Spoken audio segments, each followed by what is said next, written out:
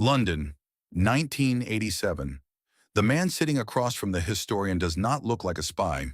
He looks like someone's grandfather, gray at the temples, hands that have known decades of quiet work, a cardigan the color of autumn leaves. He drinks his tea without sugar, sets the cup down with the careful precision of someone who has spent a lifetime controlling small movements. His name, according to every document that exists, is Eli Miller. He is 62 years old. He worked for the British government for 38 years in various analytical roles that no one ever asked him about at dinner parties. He has two children who know him as a patient, somewhat distant father who sometimes speaks German in his sleep. The historian asks him a simple question. What was the hardest part? Eli Miller sets down his teacup. Oh, he looks out the window at the gray London sky for a long time. Not because he is searching for the answer. He has known the answer for 46 years. He is deciding whether to say it out loud. Finally, he turns back.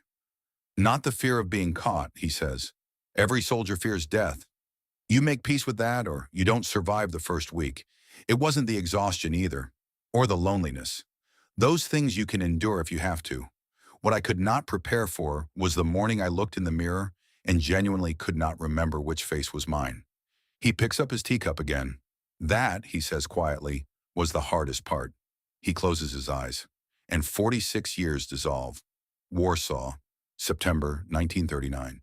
The city fell in 26 days. That number matters because 26 days is not very long.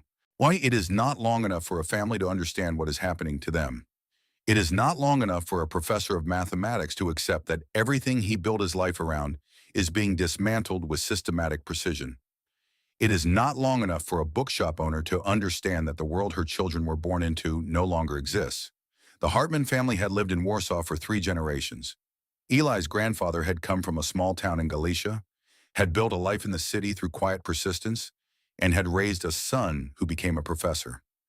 That son, Eli's father, taught mathematics at Warsaw University. His name was Jakob.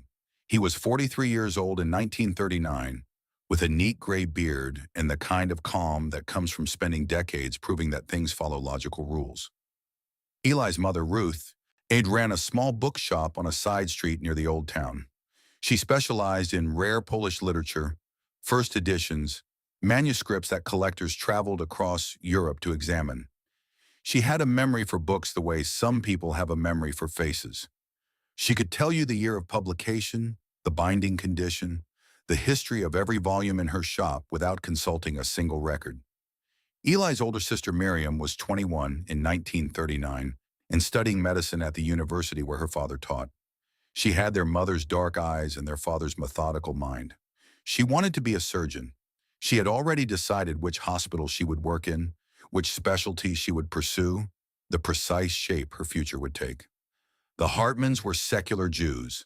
They spoke Polish at home, in German when they needed to, and they considered themselves Polish in the way that families who have lived somewhere for 3 generations consider themselves to belong to a place. They attended synagogue on the high holidays, not out of deep faith, but out of a sense of continuity, of connection to something older than themselves. They were not naive people. They had watched what happened in Germany. They had read the reports, discussed them over dinner, debated what it meant for Jews in Poland. But there is a particular kind of disbelief that grips educated people when catastrophe arrives. They keep expecting the rules to hold. They keep expecting that the world they understand, the world governed by logic and law, and the accumulated customs of civilization, will reassert itself. The Germans did not leave room for that kind of waiting. By 1940, when the Hartman family, along with more than 400,000 other Jews, had been forced into a sealed section of Warsaw that the Germans called a ghetto. The area measured less than 2 square miles. The walls were 10 feet high, topped with broken glass and barbed wire. Guards patrolled the boundaries around the clock with orders to shoot anyone who tried to cross. The official food ration for ghetto residents was 184 calories per day. To understand what that number means, consider that a grown man doing no physical labor requires roughly 2,000 calories to maintain basic body functions. 184 calories is not a food ration. It is a calculation. It is a bureaucrat in a clean office somewhere deciding how slowly a human being can be made to die. Families watched their children's bodies change. The flesh disappeared first from the cheeks, then the arms, then everywhere at once. Children who had been round and noisy and full of impossible energy became quiet. They stopped playing. They sat in corners and watched the world with eyes that had grown too large for their faces. The elderly did not have the resilience to wait. They simply stopped. You would see them in the mornings, sitting against walls or lying in doorways, and you understood without being told that they would not be there by evening. Eli was 15 years old when the ghetto walls went up. He watched his father's certainty erode in stages, like watching a stone wall lose its mortar in the rain. Jakob Hartman had believed that compliance was protection, that if you followed the rules, if you demonstrated your value, if you cooperated with the authorities, they would have no reason to harm you. He kept revising this belief even as the evidence against it mounted. He was still revising it in January 1941 when a German patrol came down the street and conducted what the Germans called a random roundup. Random is a word that deserves examination. In German bureaucratic language, random meant that there was no specific reason to select you. It did not mean there was a reason to spare you. Jakob Hartman was walking to a permitted meeting point when the patrol arrived. He was 44 years old. He was not resisting. He was not smuggling. He was simply present when soldiers needed to fill a quota. He was taken to Palmyra Forest along with 43 other men. He was shot 3 hours later. Eli was not there when it happened. He learned about it the way most ghetto residents learned about deaths, from whispered words passed through doorways, from the expression on a neighbor's face, from the particular quality of silence that settles over a place where someone is missing. He did not cry. He understood later that this was not because he was strong or because he was in shock, but because some part of him had already accepted that his father was going to die. The ghetto had been teaching him that lesson for months. Every morning you woke up was evidence that yesterday you had survived. It did not mean anything about tomorrow. His mother died in March. Typhus. The disease moved through the ghetto the way fire moves through dry grass. The conditions that produced it, the overcrowding, the contaminated water, the absence of medicine, well, the bodies that could not always be removed quickly enough were not accidental. They were the result of deliberate policy. The Germans understood that disease would do a portion of their work for them. Ruth Hartman died in the room she shared with Eli and 6 other people. She was 41 years old. She had been sick for 11 days. Near the end, she talked mostly about books, specific volumes she remembered from the shop, their bindings and their histories, as if she were doing inventory one last time. Miriam was taken in May. The Germans conducted selections for forced labor with the same bureaucratic efficiency they applied to everything else. They would move through an area of the ghetto, assess the people they found, separate out those they considered capable of work. The criteria shifted without explanation. Age, appearance, visible health, the mood of the officer conducting the selection, all of these factors operated simultaneously and unpredictably. Miriam was 22, healthy, and visibly strong despite months of inadequate food. She was exactly what the selections were designed to find. The soldiers put her in a group of 200 people who were told they were being sent to a work camp in the east. Eli stood in the street and watched them walk away. He did not know where they were going. He did not know the name Sobibor. That name would not reach him until after the war. By June 1941, Eli Hartman was 16 years old and entirely alone. He shared a single room with 7 strangers in a building that had been designed for a fraction of its current occupants. He survived on the official ration supplemented by whatever he could find, trade, as or take. He was thin in the way that everyone in the ghetto was thin, but he had a specific quality of attention, a watchfulness, that the hunger had not diminished. And he had something else. He had a face that did not look the way the Germans believed Jewish faces should look. Pale skin, light brown hair that fell across his forehead, eyes that were gray-blue in certain light, almost colorless in others, a straight nose, sharp, angular features that could have belonged to any boy in a Munich schoolyard. His mother's family had come from Austria generations earlier, and those features had come down through the bloodline to settle in Eli's face as if deliberately placed there. Combined with his German, which was fluent and accent-free because his father had studied in Munich, and had made a point of teaching his children the language properly, Eli possessed something that the ghetto had taught him to recognize as extraordinary. He could pass. In a world where identity was the difference between life and death, where the wrong face in the wrong place meant a bullet or a train east, Eli Hartman looked like the enemy. He had spent months treating this as a kind of private horror, a feature of himself that felt like a betrayal of everything he was. But hunger has a way of clarifying thought, and survival has a way of reclassifying what a weapon looks like. He started small. The ghetto had gaps, not in the official walls, which were maintained with serious attention, but in the places where buildings straddled the boundary, where a basement or a sewer tunnel crossed from one side to the other. Eli found 3 such passages in the months after his mother died. He used them at night, moving through the darkness with the careful movements of someone who understood that every sound had consequences. On the Aryan side of Warsaw, he was invisible in the way that all young men with Aryan features were invisible. Polish police who stopped him to check papers saw a German boy going about his business. They did not look past the face. He would steal food from market stalls, trade the few valuables he still possessed with sympathetic Poles who operated in the black market, and return to the ghetto before the sun came up. He told himself it was survival, nothing more. Then came the night in August 1941 that changed the shape of everything. He was crouched in a narrow alley on the Aryan side, pressed against a brick wall, waiting for a German patrol to pass. 2 SS officers were walking slowly, not on duty exactly, more like men who had been drinking and were in no hurry to get anywhere. They were talking the way drunk men talk, loudly and without awareness that anyone might be listening. Eli understood German well enough to follow the conversation without effort. He caught fragments at first. Transport schedules, something about September, an operation beginning in the autumn, then 2 words that stopped his breathing entirely. Endlösung, Gesamtlösung, final solution, complete solution. He did not know the full meaning of what he was hearing. The machinery was still being assembled.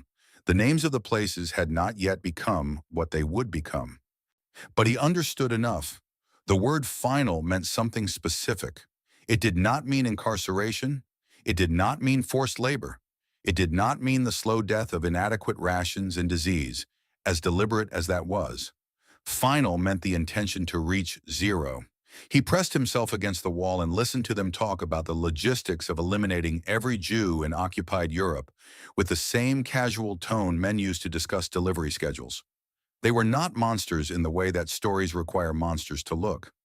They were ordinary men who had been told that what they were planning was necessary and correct, and who had believed it so completely that they could discuss it in an alley at midnight and then go home to sleep without difficulty. Eli stayed in that alley for a long time after they moved on. When he returned to the ghetto that night, he sat in the corner of the room he shared with 7 strangers, and he thought about what he had heard. He thought about his father, shot in a forest because he happened to be on a street when soldiers needed to fill a quota. He thought about his mother, dead of a disease that was the direct result of deliberate overcrowding. He thought about Miriam, somewhere east in a camp whose name he didn't know. And he understood something that he had not understood before. The plan had never been survival. Not for him, not for anyone in the ghetto, not for the 400,000 people who had been sealed behind those walls. The plan had always been death. The only question was the schedule, which meant that the choice was not between survival and death. What the choice was between dying as a number and dying as someone who had done something with the time that remained. He went to find Tomasz Rona 3 days later. Tomasz was a printer. He ran a small shop on a side street on the Aryan side that produced perfectly ordinary commercial materials during business hours. At night and in the back room, he produced something else. Identity documents, birth certificates, work permits, the papers that kept hunted people alive. Tomasz was suspicious of Eli in the way that all careful men are suspicious of young people who appear from nowhere claiming to have information. He was short and broad, with the thick forearms of a man who had spent his life operating printing machinery, and he had the deeply ingrained caution of someone who understood that a single mistake would end everything. That Eli told him what he had heard in the alley. Every word, every detail, the specific phrases the officers had used, the dates they had mentioned, the code names they had employed. He watched Tomasz's expression change as he spoke. The suspicion did not disappear exactly, but something else appeared alongside it. Recognition. The look of someone who had been hearing rumors and now understood they were not rumors. Tomasz told him to come back in 4 days. When Eli returned, Tomasz took him through a series of streets to a building that looked abandoned from the outside and was inside a modest apartment where a man named Captain Marek Zawisza was waiting. Zawisza was in his late 30s, with a face that had clearly been good-looking before something had rearranged it. A scar ran from his left ear to the corner of his jaw, the signature of a Gestapo interrogation that he had survived through what he described, on the rare occasions he described it at all, as luck he did not deserve. He carried himself with the particular stillness of a man who has made his peace with the probability of his own death and has stopped being distracted by it. His code name was Orzo, Eagle. He looked at Eli for a long time without speaking. Then he asked a single question. "Why are you here?" Eli told him. Everything. His father in the forest. His mother in a room that smelled like illness. Miriam walking east with 200 other people. The alley in August and what he had heard there. He spoke without emotion, not because he felt nothing, but because the emotion was somewhere below the reach of words, and he had learned that reaching for it accomplished nothing. When he finished, Orzo was quiet for a moment. Then he asked a second question. "Why do you want to fight for the Polish resistance rather than simply try to escape?" And Eli said the thing he had been carrying since August, the thing that had crystallized in the alley while he listened to two drunk men discuss the logistics of extermination. Escape to where? Every border is closed. Every country nearby is occupied or complicit or willing to look away. The only escape is death. And if death is the destination regardless, then the only question left is whether it means something or nothing. Orzo studied him for a long time. Then he nodded slowly, as if Eli had passed some test he hadn't known he was taking. He told Eli to sit down. What the resistance needed, Orzo explained, was not more fighters with guns. They had fighters. What they needed was intelligence. Not intelligence about what the Germans had already done. They needed intelligence about what the Germans were about to do. Advanced warning, detailed plans, the kind of information that could only come from inside German headquarters. And Eli, with his Aryan face and his accent-free German and his complete understanding of how Jewish people were supposed to look and act and think, could potentially go somewhere that no Polish resistance fighter could ever go. He could volunteer for service with the SS. Eli looked at him. Orzo said it again, slower this time. The plan was to create a false identity for Eli, a German boy named Klaus Weber, who would present himself at SS headquarters in Warsaw and volunteer for administrative service. The cover story would be detailed and verifiable. The documents would be the best that Tomasz Rona's operation could produce, and Eli would spend months, possibly years, inside the enemy's house, gathering intelligence and passing it to the resistance. The odds of survival, Orzo said, were below 20%. He did not soften this. He did not frame it as a challenge or use the kind of language that leaders sometimes use to make impossible things seem achievable. He laid the number down between them like a stone. Then he asked Eli what he wanted to do. Eli did not answer immediately. He thought about his father's certainty that compliance would protect them. He thought about the patience with which his family had followed the rules, had believed in the logic of a world that had turned out to have no interest in their survival. And he thought about the alley and the two drunk men and the word that meant the end of everything. Then he thought about something else. He thought about the fact that he was sitting in a room in Warsaw having this conversation while wearing a face that looked like the enemy's face, and that this accident of genetics, this inheritance from his Austrian great-grandmother, was the only reason he was alive at all. He told Orzo yes. The 3 months that followed were the strangest of Eli's life, which is saying something given what came after. He lived in a safe house on the Aryan side, cut off from the ghetto and the few people he still knew there. He studied his new identity with the intensity of a student who understands that failing the exam means death. Klaus Weber was 17 years old, born in Munich.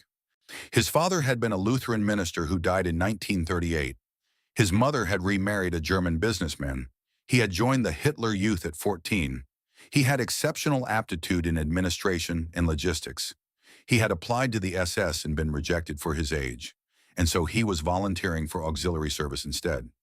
Every detail of this story had been constructed by the resistance with the care of people who understood that a single inconsistency could collapse everything. The real Heinrich Weber, whose name Klaus carried as his supposed uncle, was a Gestapo officer stationed in Berlin who rarely communicated with his Warsaw colleagues. He was chosen precisely because verification would be difficult. Orzo brought in a former German prisoner of war, a man who had been turned by the resistance, to coach Eli on the specific physical grammar of being German. Not the language which Eli already had, the body, the way German men of a certain class and generation held themselves. The angle of the spine during a Hitler salute, the particular tone of voice, that mixture of formal deference and casual superiority, that junior SS personnel used when addressing their superiors. The way you responded to anti-Semitic jokes, not with obvious enthusiasm, which looked forced, with the comfortable, slightly bored agreement of someone for whom this worldview was simply the air they breathed.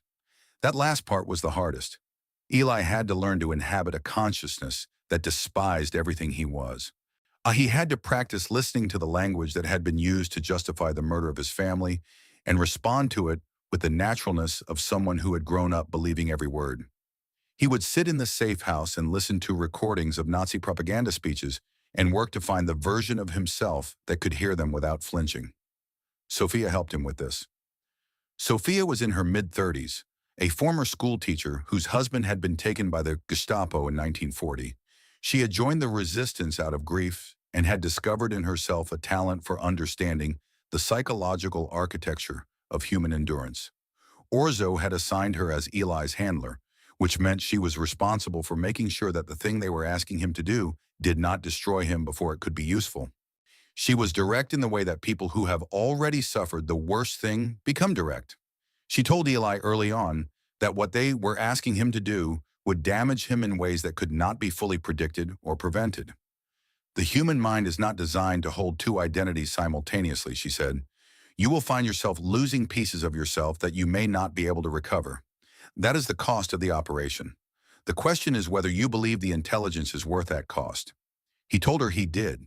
She told him that he would need to believe it again and again, because the days would come, and they would come often, when the cost would seem too high, and the purpose too distant, and the operation too impossible to sustain. On those days, he would need to find the reason again from the beginning. The nights were the worst part of the training. Eli would lie in the dark in the safe house and practice the architecture of Klaus Weber's mind. He would run through the cover story, every detail, in the order he might be asked. He would practice the emotional responses, the mild pride at German military victories, the casual disgust when Jewish people were mentioned, the easy loyalty to the Reich that was supposed to be as natural as breathing. He would do this until the responses came without effort, until Klaus Weber existed somewhere in his nervous system as a kind of muscle memory. And then sometimes he would drift off to sleep and wake up speaking German in Klaus Weber's voice, and he would lie in the dark for a long time afterward, trying to locate the boundary between himself and the thing he was becoming. One night, 42 weeks before the operation was scheduled to begin, he looked in the mirror for a long time. He looked at the pale skin, the gray-blue eyes, the straight nose. He looked at the face that had saved his life and was about to risk it again. He tried to say his own name, Eli Hartman. He said it 3 times in Hebrew, which was the language that the ghetto had taught him was the language of the people they were trying to eliminate. The face in the mirror looked back at him without particular recognition. Klaus Weber was becoming easier to be than Eli Hartman. He noted this and said nothing about it, even to Sophia. The night before he was scheduled to present himself at SS headquarters, Orzo came to the safe house and sat across from Eli at the small table in the kitchen and asked him one final question. Are you certain you want to do this? Because once you walk through those doors, there is no coming back. If you succeed, you spend months or years living as the enemy. If you fail, you die, and you die knowing you failed. Eli's answer was the same answer he had given months earlier in Orzo's apartment. My family is dead, he said. My people are being exterminated. There is no plan available to me that includes a life. There is only the question of what I do with the time that remains. I want to do something with it. Before he went to sleep that night, Eli took a small piece of paper from the notebook he kept in the safe house. He wrote 4 names on it in a careful hand. His father, Jakob, his mother, Ruth, his sister, Miriam, and after a moment's hesitation, a 4th name, his own, Eli Hartman. He folded the paper until it was very small. Then he removed the inner sole of his right boot, placed the paper in the hollow beneath it, and pressed the sole back down. He told himself it was a practical measure. If he was captured, he would not be carrying anything that could identify him. The paper was small enough that it would never be found in a search. But the truth, which he only admitted to himself much later, was simpler than that. He was not leaving a record for anyone else. He was leaving a record for himself. Evidence that underneath everything that was about to happen, underneath Klaus Weber and the uniform, and the salutes, and the years of inhabited hatred, there was still a boy named Eli Hartman, who had once had a father who taught mathematics, and a mother who knew every book by name, and a sister who was going to be a surgeon, a boy who wanted to be remembered. On the morning of December 15, 1941, Eli Hartman folded himself away into a place that had no name and no address. Klaus Weber adjusted his collar, checked his papers one final time, and walked out into the cold Warsaw morning toward SS headquarters. The door closed behind him. The first thing Eli noticed about SS headquarters was the smell. It was not the smell of violence, though violence lived in that building the way damp lives in old stone, present in everything, impossible to locate precisely. It was something more mundane than that. Floor wax, tobacco smoke, and the particular institutional smell of paper and ink and heated radiators that Eli associated with the university where his father had taught. The building had been a Polish government office before the occupation. The Nazis had changed the flags and the furniture and the portraits on the walls. They had not changed the smell. He stood in the entrance hall with his papers in hand and understood something that Orzo had told him during training, but that he only now fully grasped. The most dangerous moment was not going to be a dramatic confrontation with a suspicious officer. The most dangerous moment was going to be the first 30 seconds, the ordinary transaction of handing over documents and waiting while a guard examined them. Because in those 30 seconds, every instinct Eli had would be screaming at him to run, and the entire operation depended on his ability to stand completely still and feel nothing. The guard was a man in his 40s with a broad face and the mechanical efficiency of someone who had performed this task 10,000 times. He took Eli's papers. He looked at the photograph. He looked at Eli's face. He asked where Eli was stationed. Eli told him. Munich originally, transferred for auxiliary duty. His uncle, Heinrich Weber, had arranged the posting. He was here to report to the personnel office. The guard stamped the papers, handed them back, waved him through, just like that.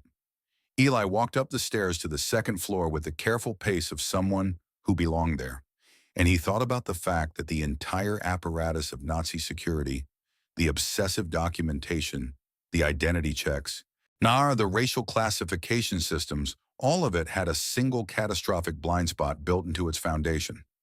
It could not imagine being infiltrated by the people it was designed to destroy. The contempt was too complete, the certainty too absolute. They had built a fortress with no defense against someone who looked like them, because the possibility had never seriously occurred to them. That arrogance was going to be Eli's greatest ally. He spent his first 2 weeks doing nothing except watching and learning. He sorted files. He translated Polish documents into German for officers who considered learning the local language beneath them. He carried messages between departments. He made himself useful in the small, while frictionless way of a junior auxiliary who wants nothing more than to demonstrate his reliability and earn a permanent posting, but he was recording everything. The hierarchy of the building, which officers had access to which information, where the filing cabinets were, and who kept the keys, and whether the keys were locked away at night or left on desks. The rhythms of the building's security, which was exactly as Orzo had predicted, simultaneously paranoid and careless. Guards checked credentials at the entrance with rigid attention. Inside, people moved freely. Classified documents were discussed in hallways. Sensitive files were left on desks while their owners went to lunch. The Nazis had convinced themselves so thoroughly that no enemy could penetrate their ranks that they had stopped behaving as if penetration was possible. Eli noted all of this and said nothing and waited. He ate his meals with the other auxiliary personnel. He laughed at the right moments. He expressed the appropriate levels of enthusiasm for German military news. He complained about the cold and the quality of the coffee and the administrative incompetence of certain mid-level officers, which was the universal language of junior personnel everywhere and required no special knowledge to speak fluently. He became, in the eyes of the people around him, completely unremarkable. This was the goal. Unremarkable was invisible. Invisible was safe. The intelligence breakthrough came 6 weeks after Eli entered the building, and it came, as significant things often do, by accident. He was filing documents in the outer office of Colonel Werner Haas, or the deputy commander of the Warsaw SS district. Haas was not present. His secretary had stepped out. Eli was alone in the room with a stack of memos that needed to be sorted and filed according to a system that he had learned with careful attention. One of the memos in the stack was marked with a classification stamp he had not seen before. Geheime Reichssache, secret Reich matter, the highest classification level in the German bureaucratic system. He should have filed it without reading it. He read it. The memo outlined a deportation action scheduled for early 1942. 10,000 Jews from the Warsaw Ghetto to be transported east. The destination was listed as a place called Treblinka. The memo noted that transport capacity needed to be secured and that coordination with local police formations was essential. And it specified that the action should be completed within 72 hours to minimize disruption to other operations. What it did not say, anywhere in its tightly formatted paragraphs, was what Treblinka was. It did not need to. The language around the destination said everything that the name did not. Processing upon arrival. No accommodation required beyond temporary holding. Minimal logistical footprint after initial phase completion. Eli stood in that office holding the memo and understood with a clarity that was almost physical what these words meant. Treblinka was not a labor camp. It was not a prison. It was a place people were sent to be killed, quickly, in numbers that required specific logistical planning. And the bureaucratic language describing it had the practiced neutrality of people who had been doing this long enough that they no longer needed to acknowledge what they were actually writing. He memorized every detail, the dates, the transport numbers, the rail schedules referenced in the appendix, the names of the officers responsible for coordination. He filed the memo in its proper location and continued working. That night he wrote the longest note he had yet placed in the dead drop. The resistance had established the protocol weeks before Eli had entered the building. A loose brick in a wall 3 blocks from headquarters, on a street that Eli could walk without attracting attention. He would place a note in the cavity behind the brick using a simple substitution code. Like a resistance courier would collect it within 24 hours. The note that night was written in a hand that shook slightly despite his best efforts. 3 days later, through a series of signals the resistance had established, he received confirmation that the note had been collected. He stood in a corridor of SS headquarters reading a requisition form and felt something pass through him that was not quite relief and not quite pride. It was the feeling of a purpose that had survived contact with reality. He had walked into the building. He had gathered intelligence. He had passed it on. He had not been caught. The resistance received the intelligence and forwarded it immediately through underground channels to the Polish government in exile in London, who passed it to British intelligence, who shared it with Jewish resistance groups in the ghetto. The warning spread through the ghetto's underground networks in the days before the German action was scheduled to begin. When the SS launched their deportation operation in January 1942, they encountered a ghetto that was not where it was supposed to be. People had hidden. Families had moved to secondary locations. The Germans still managed to deport thousands, but the operation was disrupted enough that it attracted attention from Berlin. Someone had leaked. The investigation began on a Monday morning with an all-hands meeting in the main briefing room, attended by every officer and auxiliary with access to sensitive operations. The senior officer conducting the meeting explained that a security breach had occurred, that intelligence had clearly reached hostile parties, and that every person in the building was to be regarded as a potential source until the investigation concluded. Eli sat in that meeting and listened and kept his face at the expression of mild, attentive concern that the situation called for. That was the day Major Dieter Kranz arrived in Warsaw. Kranz was attached to the SD, the intelligence service of the SS, and his specific function was counterintelligence, finding and eliminating internal threats to German operations. He was 42 years old, lean and pale, with wireframe glasses and the unremarkable appearance of a man who had made a professional study of not being noticed. He wore his rank without display. He did not raise his voice. He did not make speeches. He watched. Eli noticed him for the first time across the briefing room during the initial security meeting, standing against the far wall, not participating in the proceedings, simply observing the faces of everyone present. Their eyes met briefly. Kranz's expression did not change. He moved on to the next face, but Eli felt something shift in the temperature of the building. Kranz was not like the other officers. The others operated from the premise that the breach had come from outside, from Polish collaborators or ghetto informants with connections to the building's perimeter. They were looking outward. Kranz was looking inward.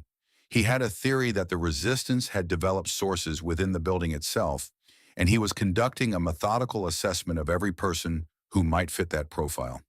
He began with the Polish civilian workers. Then he moved to the lower-level German administrative staff. Then, in the third week of February, he turned his attention to the auxiliary personnel pool. He never confronted anyone directly. That was not his method. He would appear in a department where an auxiliary was working, not to question them, but to observe them. He would review personnel files with the thoroughness of someone who understood that the truth was usually hidden in small inconsistencies rather than large ones. Eli watched him work and understood that Kranz was genuinely dangerous in a way that the building's other officers were not. The others were dangerous because they had power and were willing to use it. Kranz was dangerous because he was intelligent and because he did not need to find the truth quickly. He was content to wait. The investigation stalled in its first phase, unable to identify a clear culprit. It was officially deprioritized as the demands of other operations crowded the schedule. But Kranz had not been satisfied by this conclusion. Eli could tell this not from anything Kranz said, but from the fact that he kept appearing in departments where he had no administrative reason to be, watching people work with the quiet attention of someone who was not finished yet. 3 months into his posting, Eli had settled into the rhythms of the building with an ease that concerned him in ways he could not fully articulate to Sophia during their weekly meetings. He understood his own performance too well. He knew exactly how Klaus Weber moved and spoke and responded to every situation that arose in the course of a normal working day. He would catch himself walking with Klaus Weber's bearing on his way to the safe house at night and have to consciously let it go, to let his spine relax, to become Eli again in the privacy of his own body. Sophia was careful and direct about what she observed. She told him that identity erosion was a predictable feature of deep cover operations and that the solution was not to resist it, but to find internal anchors that remained constant, regardless of what the surface performance required. He asked her what those anchors should be. She told him that only he could know that, but she suggested he find things that required no performance. Physical sensations, memories, private thoughts that Klaus Weber had no access to. Things that existed below the level of behavior. He started pressing his right foot against the floor when he needed to remember himself. A small increase in pressure, imperceptible from the outside. The paper with the 4 names was still in the hollow beneath the insole. He would press down and feel it there, folded small, invisible, and he would know that Eli Hartman was still present under everything else. It was enough, usually. Then came the afternoon in March 1942 that reshaped everything. Eli was working at his desk in the personnel office, processing transfer requests, when a commotion in the corridor drew his attention. A group of Jewish prisoners was being escorted into the building. 6 people guarded by 4 soldiers. When they had been caught smuggling food into the ghetto and were being brought in for interrogation before being processed for whatever the SS determined was appropriate. They looked the way everyone in the ghetto looked by March 1942. Starved down to their essential architecture, clothing that had once fit and now hung on frames that had shed everything that was not necessary for basic function. Eyes that had developed a specific quality of alertness, the constant low-level scanning of people who understood that the world could turn dangerous without warning. One of the prisoners was a boy, roughly 16 years old. He was taller than the others, and this height made his thinness more visible, as if his body had grown in one direction and been unable to grow in any other. His face was all angles and hollows, and his eyes were dark and very alert. His name was Noam. Eli knew him from before the walls went up. Noam had lived 3 streets from the Hartman family, in a building where his father had run a small hardware shop.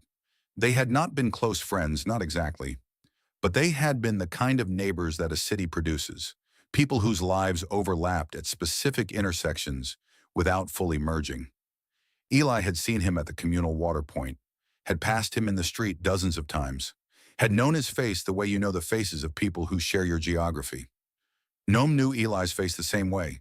The group of prisoners was being walked past the open door.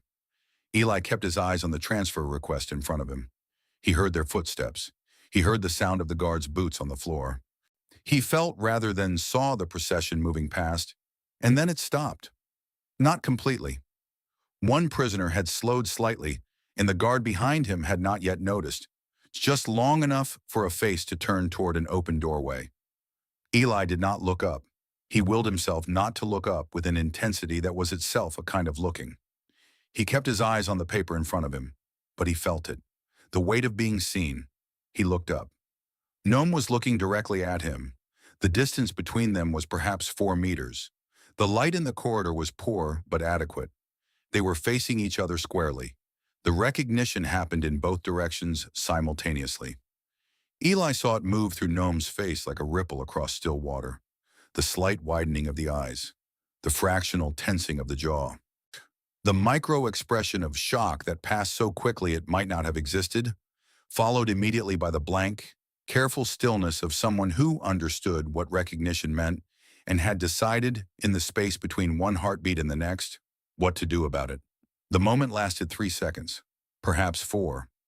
Eli's right hand moved without his direction to the edge of his desk drawer, where he kept a small folding knife.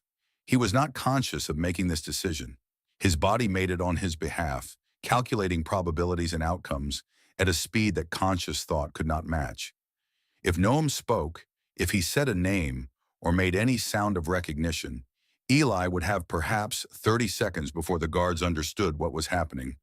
30 seconds in a building full of armed men, the knife would not have helped. But the hand moved anyway. Noam's eyes held Eli's for 1 more second. Then he looked down at the floor and let the guards walk him forward. The footsteps resumed. The group moved past the doorway. The corridor sounds faded down the hall. Eli sat at his desk and looked at the transfer request in front of him. His hand was on the drawer handle. He pressed his right foot against the floor and felt the paper there, the 4 names folded and waiting. He stayed at his desk for another 3 hours. He processed 7 more transfer requests. He spoke to 2 colleagues about administrative matters. He ate his evening meal with the other auxiliary personnel and contributed appropriately to the conversation.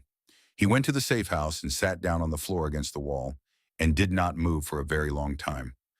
When Sophia arrived for a scheduled check-in and found him there, she did not ask what had happened. She could read the specific quality of his stillness well enough. She sat down on the floor beside him and she waited. Eventually, he told her about Noam. She listened without interrupting. When he finished, she was quiet for a moment. Then she said something that he carried for the rest of his life. Bearing witness to evil, she said, documenting it, surviving it long enough to testify about what you saw. It is one of the hardest things a human being can be asked to do. Not because it is physically dangerous, though it is, but because it requires you to remain present inside an experience that every instinct tells you to escape. It requires you to stay in the room while the worst things happen and to keep your eyes open and to remember what you see. Most people cannot do that. The mind finds ways to leave. Yours has not left. That matters. She paused. The boy in that corridor today, she said. He made a choice in 4 seconds that most people never have to make in a lifetime. He chose to protect someone else at the cost of his own safety.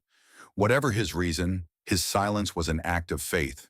He looked at you wearing that uniform, and he decided that the person underneath it was worth protecting. Eli said nothing. You need to make sure he was right, Sophia said. He went back to work the next morning. In April 1942, The intelligence flowing through Eli's dead drop changed in character. He had been providing tactical information since January. Deportation schedules, transport logistics, the names and responsibilities of officers involved in ghetto operations, information that gave the resistance advance warning that could be used to hide people, to disrupt operations at the margins, to preserve lives in the dozens and occasionally the hundreds. What he found in April was something different. He came across it in pieces over the course of 2 weeks, in documents that were individually unrevealing, but collectively formed a picture that he had to force himself to continue assembling. Internal planning memos, transport coordination documents, construction requisitions for facilities in 3 locations, technical specifications for structures described in language so deliberately neutral that the neutrality itself became a form of evidence. The 3 locations were Treblinka, Sobibor, and Belzec. The structures being built were not barracks or warehouses or any of the functional architecture of occupation. They were chambers. The technical specifications described ventilation requirements and internal dimensions, and door sealing mechanisms with the precise engineering language of people who had solved a problem and were now scaling the solution. Operation Reinhardt, the systematic extermination of every Jew in occupied Poland. Not starvation, not disease, not the gradual attrition of inadequate rations and forced labor, as deliberate as those were. Purpose-built facilities, industrial capacity, a bureaucratic architecture designed to process human beings the way factories processed raw materials, or one with efficiency targets and scheduling requirements and administrative hierarchies responsible for meeting quotas. Eli sat with these documents over the course of 2 weeks, and he assembled the picture, and he understood it completely, and he could not write the intelligence reports without stopping repeatedly because his hands were doing something he could not entirely control. He wrote them anyway.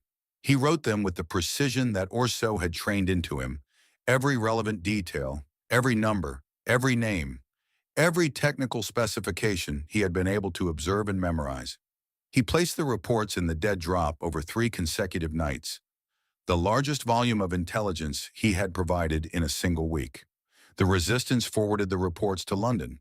London received them, and after a period of review, she sent back a message through underground channels. The message expressed appreciation for the intelligence and noted that its details were being evaluated against other available sources. Evaluated against other available sources meant they did not believe it. Or more precisely, it meant they could not make themselves believe it. The idea that the Germans had constructed purpose-built facilities for the industrialized murder of human beings was so far outside the existing framework of what governments did to populations that the officials receiving the reports preferred to assume exaggeration or error, rather than accept the implication. Eli received this information from Sofia on a Wednesday evening and sat with it for a long time. He was risking his life daily, living inside the institution responsible for planning these facilities, me providing documentation of a horror that the world needed to understand, and the people he was providing it to were filing it under, requires further corroboration. He did not allow himself to feel this for very long. There was no productive destination for that feeling. He noted it, placed it in the part of himself that was accumulating things to be processed later, and went back to work. It was around this time that Kranz intensified his surveillance.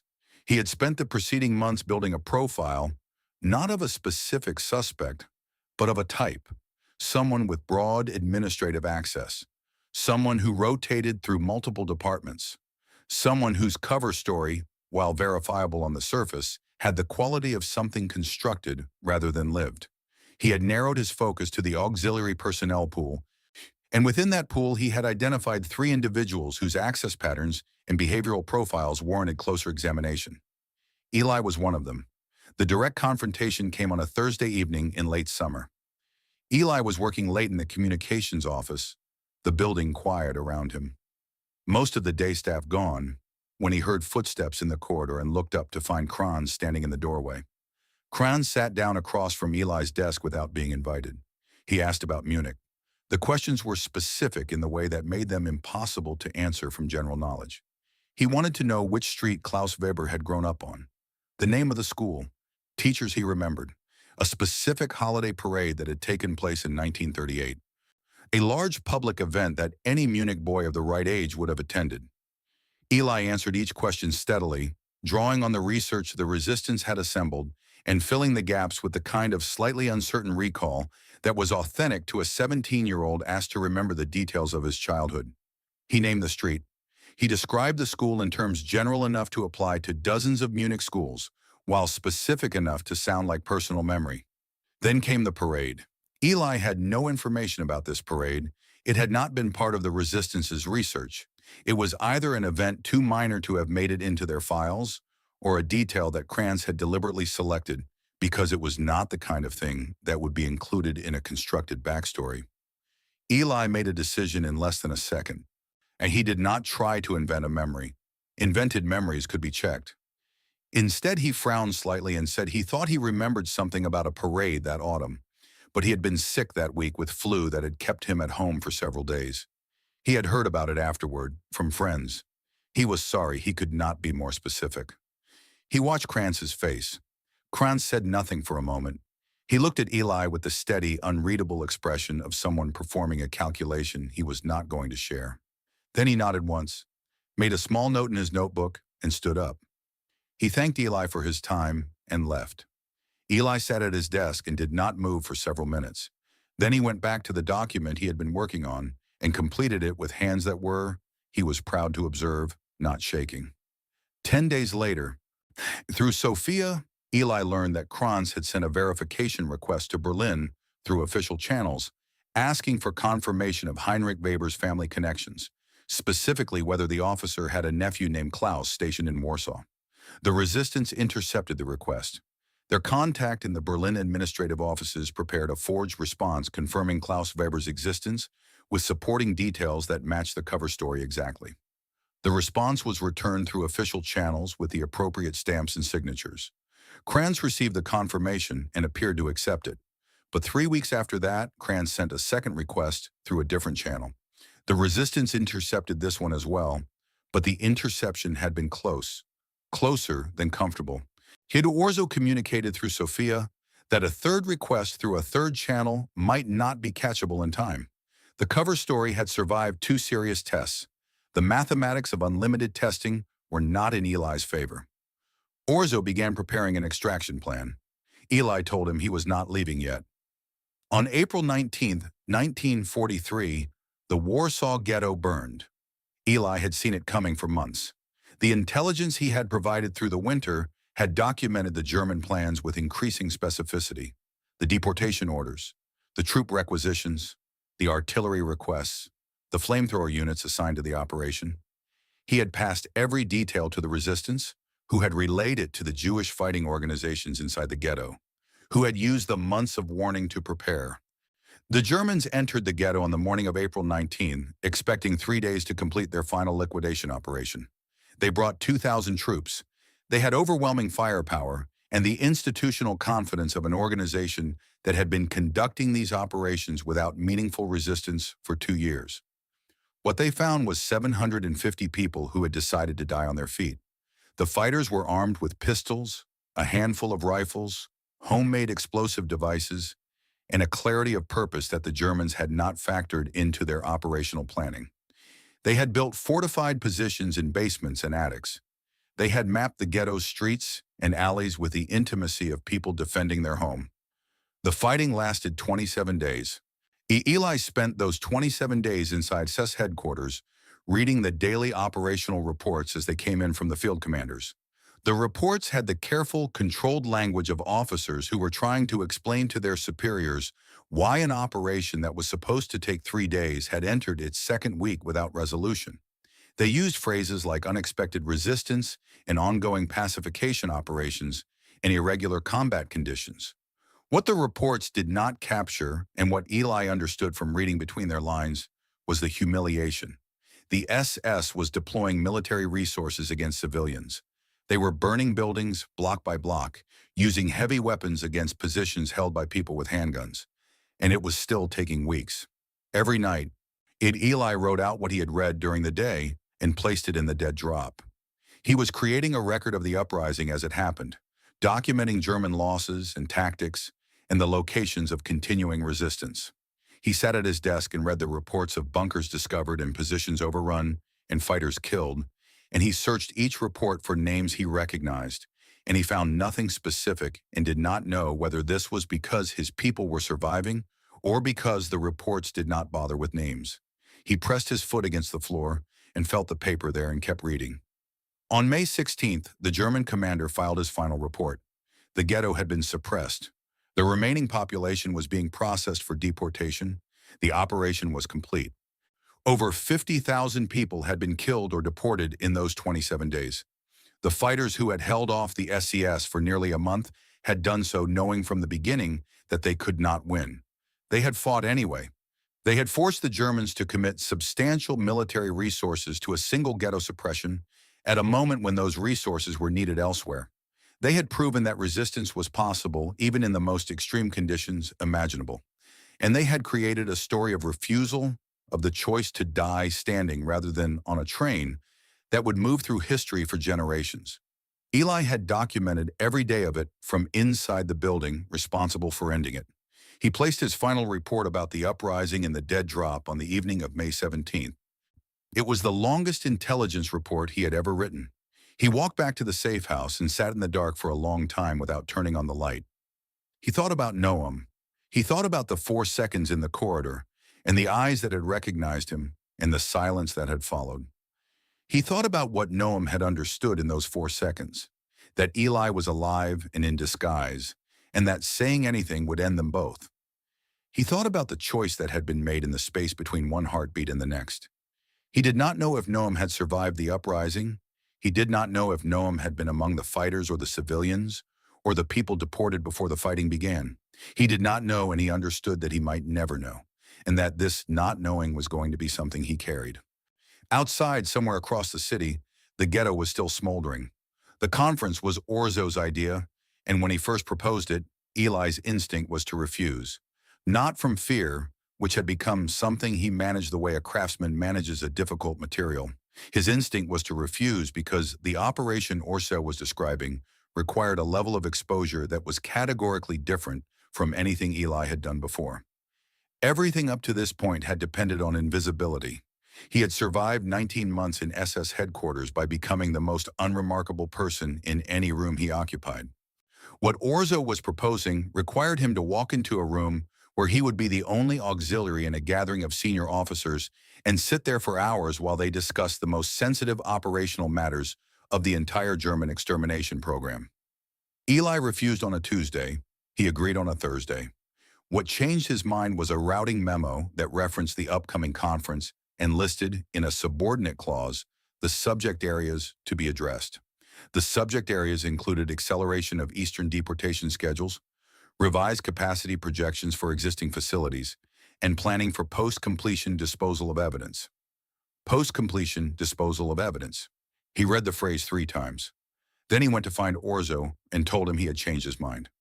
The conference was held on June 12, 1943, at a country estate 40 minutes outside Warsaw that the SS had requisitioned from its Polish owners and converted into a retreat facility.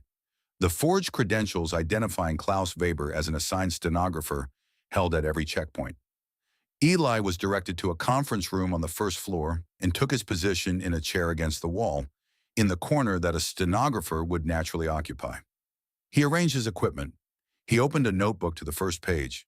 He set a pencil on the table beside it. 23 men filed into the room over the following 20 minutes. Eli recognized most of them. These were not the administrators and middle managers who populated the building he worked in. These were the architects, the men whose names appeared on the orders that Eli had been filing and translating and passing to the resistance for nearly 2 years. The men whose decisions produced the numbers in the reports he read every morning. They sat down. A senior officer called the meeting to order.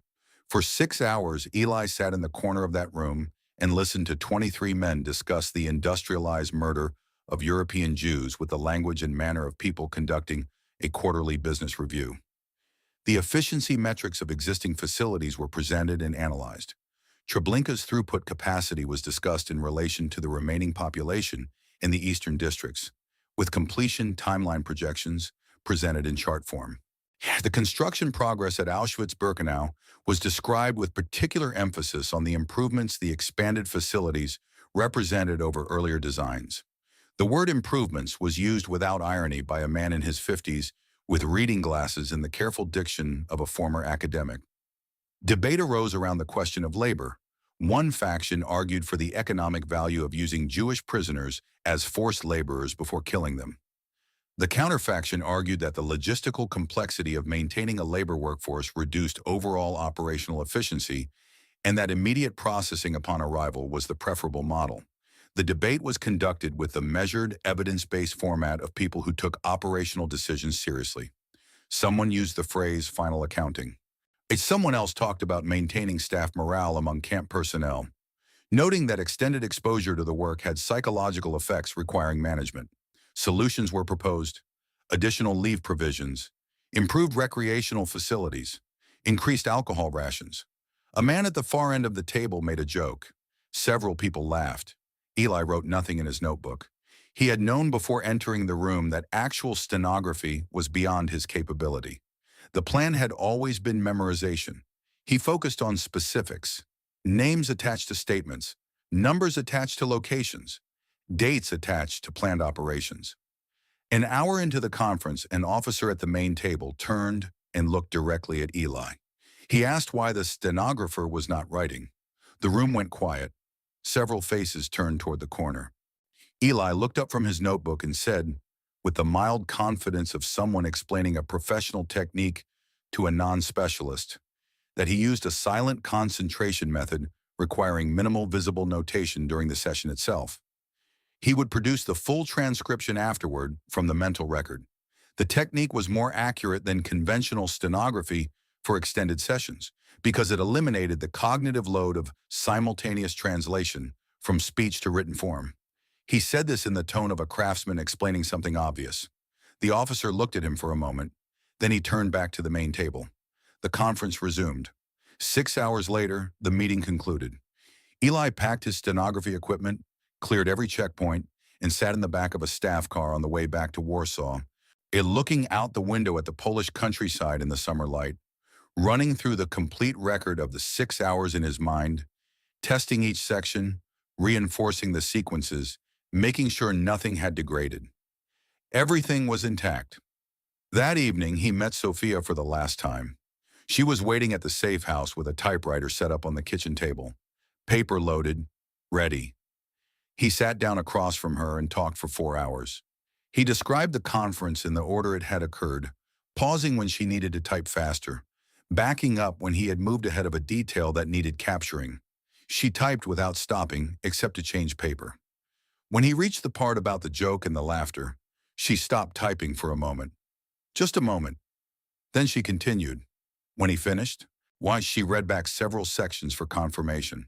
He corrected 2 small details. She made the corrections. Then she set down her hands and looked at him across the kitchen table and said quietly, "This is the last time, Eli. You know that." He knew it. She reached across the table and put her hand on his for a moment. She said, "What you have done here will matter. Not in ways you will be able to see clearly, not in ways that will be properly acknowledged, possibly ever. But the record you have created exists. It cannot be unmade." He thought about telling her that the record felt insufficient against the scale of what it documented. He thought about saying that providing precise intelligence about the construction of gas chambers had not stopped the gas chambers from operating. That the warning he had given about the ghetto liquidation had resulted in the uprising, and the uprising had resulted in the deaths of everyone who fought in it. He thought about saying all of that. Instead, he said, "Take care of yourself, Sophia." She said she would try. He never saw her again. The 9 days between leaving Warsaw and reaching the extraction point were a different kind of test than anything the preceding 19 months had contained. Inside SS headquarters, the danger had been specific and localized. He knew the building. He knew the people in it. He knew the rhythms of the threat and had learned to move within them. Moving across 300 kilometers of occupied Poland, with forged papers and a sequence of safe houses and resistance couriers who changed at each handoff, the danger was ambient. It came from any direction at any moment, and it could take any form. He traveled as 4 different people in 9 days. The first 2 days, he was a farm laborer, walking between villages, carrying a wooden case that contained tools and forged work papers. The third day, he was a traveling merchant with a cart and a different set of papers. On the sixth day, moving through a town where civilian mail movement was being heavily monitored, he walked out of a safe house wearing a priest's cassock and a collar and carrying a Bible that he had been given an hour earlier.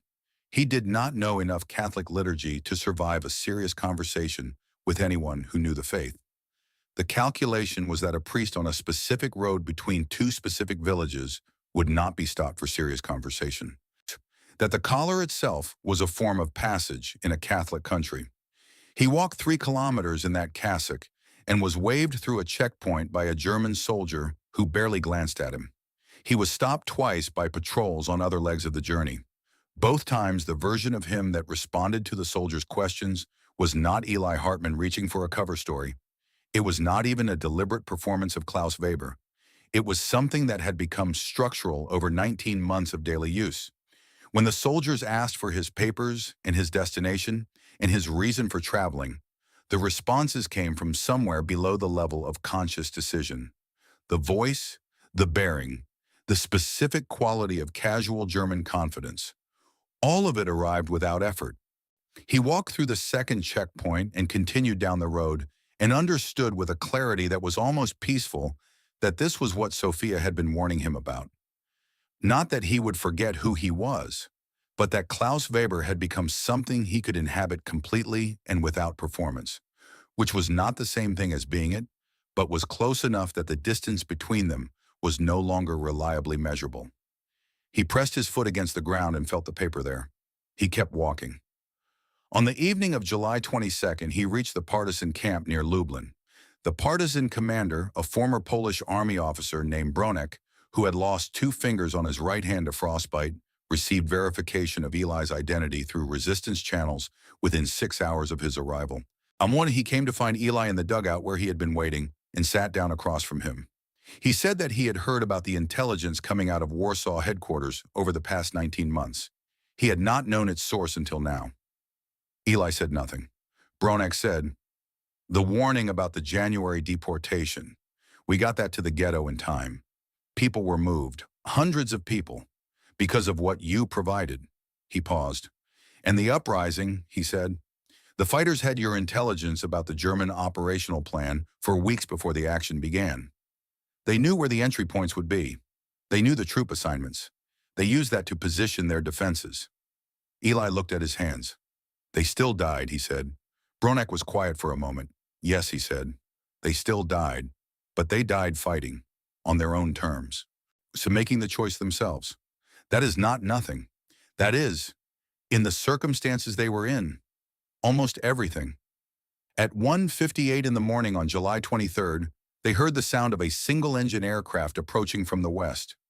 Low, careful, following the terrain the way pilots flying covert operations in enemy territory learn to fly, using the landscape as cover, staying below the level where radar becomes reliable.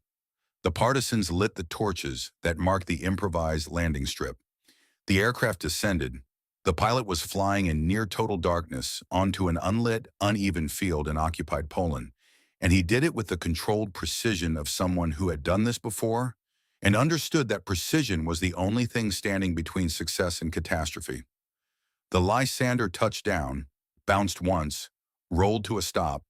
2 German searchlights came on from a position to the east. Not close, perhaps 600 meters, but close enough. The beams swept across the tree line. A machine gun opened up, the sound flat and mechanical in the night air, and bullets came through the darkness. Eli ran toward the aircraft.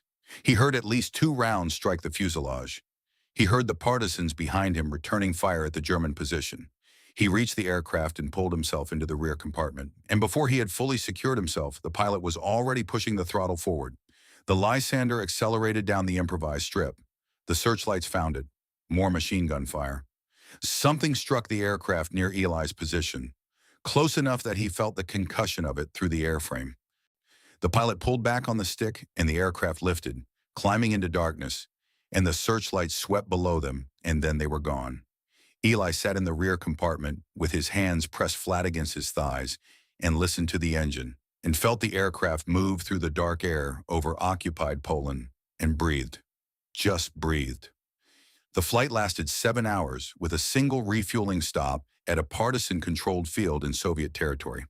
When the aircraft landed at an RAF base in southern England in the early morning of July 23rd, and he climbed out onto the tarmac and felt English ground under his feet, the thing that struck him first was not the safety.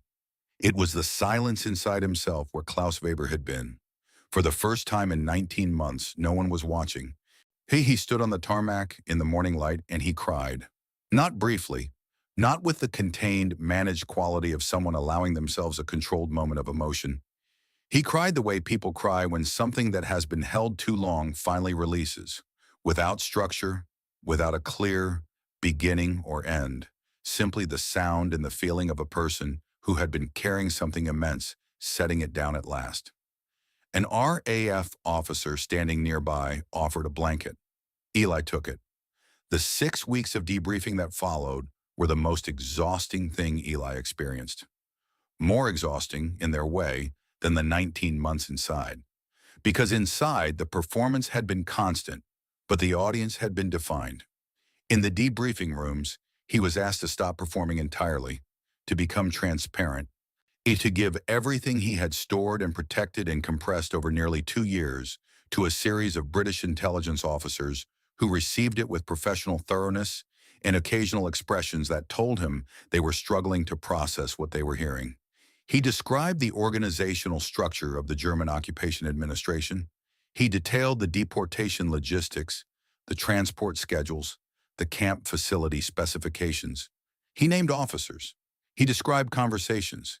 He provided the complete record of the June conference, reconstructing it in sequence, name by name, statement by statement.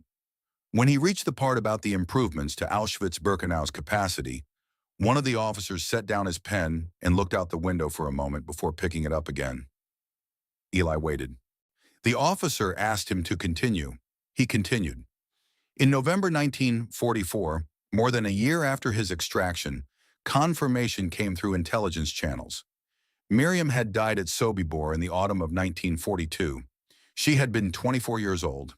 He also learned that his grandmother, living in a village outside Warsaw, had died in 1942. That the bookshop his mother had run had been looted and then burned. That the building where his family had lived before the ghetto walls went up had been demolished during the uprising. There was nothing in Warsaw that still bore the shape of the life the Hartmans had lived. He was the only one left. He sat with this information for a long time. He had known it in the way that you know things when the evidence is complete, but the formal acknowledgement has not yet arrived. The confirmation was the closing of a door that had been standing open, the sealing of a space that would remain sealed.